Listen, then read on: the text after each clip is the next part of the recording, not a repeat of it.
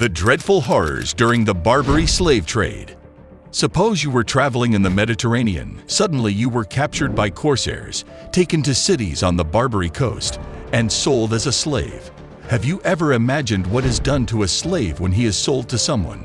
He is none other than just an object to his customer, and anything can be done to him and on him.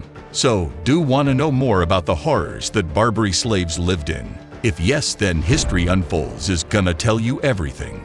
The corsairs not only targeted ships and sailors, but they also occasionally struck coastal towns in countries like Italy, France, Spain, Portugal, England, Ireland, the Netherlands, and even Iceland. Unnoticed, they landed on beaches and sneaked into settlements at night to ambush their prey. Almost the entire population of the Irish settlement of Baltimore has removed with the help of the Barbary slaves in 1631. As a result of this threat, the entire population of numerous Mediterranean coastal cities fled inland until the 19th century. So what happened to the slaves once they were captured, and what torture did they bear? A great number of people were taken to the Barbary city of Algiers and sold into slavery there. The outdoor slave market was located on the Al-Souk al-Kubr, also known as the Great Street of the Souks, which was a broad avenue that was flanked by markets and cut through the middle of the city. While vendors shouted in an effort to lure customers to their stalls in the Al-Souk al-Kubr, new prisoners were led through the market. When the captives finally arrived at the slave market, they were stripped naked and examined. The men were required to demonstrate their physical prowess by jumping around, and they were beaten with sticks if they did not comply immediately. The purchasers looked at their hands to see if they had developed any blisters. Soft hands suggested a life of luxury and riches, and hence the possibility of profits in the shape of a hefty ransom. Buyers would also examine the teeth of male prisoners to see whether or not they were suitable for labor in the galleys as oarsmen. Slaves might have a difficult existence once they were bought and sold.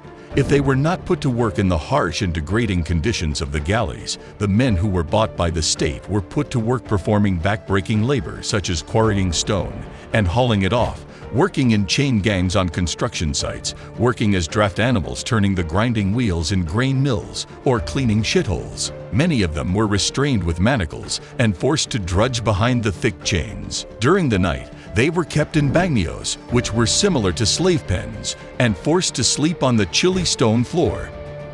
Slaves were hoisted feet first into the air, and then had the soles of their feet caned ruthlessly if they were found to have transgressed. This was a kind of corporal punishment known as the bastinado. Were any slaves successful in their new environment?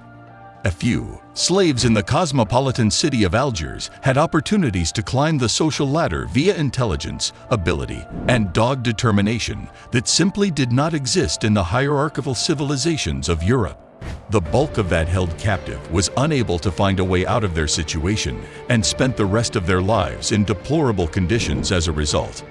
Slaves captured by Barbary pirates were in for a rough time.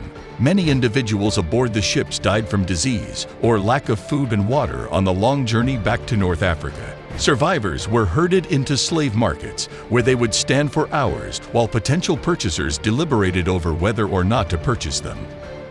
Once owned, slaves were put into various forms of labor, while men were often forced to work in dangerous environments like quarries or on massive building projects.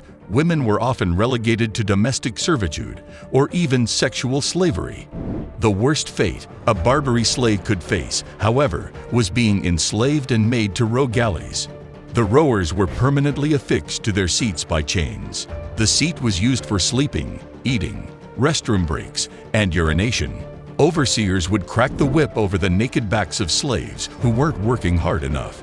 So, that's all for today. Hope you all liked our video about the dreadful horrors during the Barbary slave trade. Don't forget to subscribe to our YouTube channel to see more of our historical videos.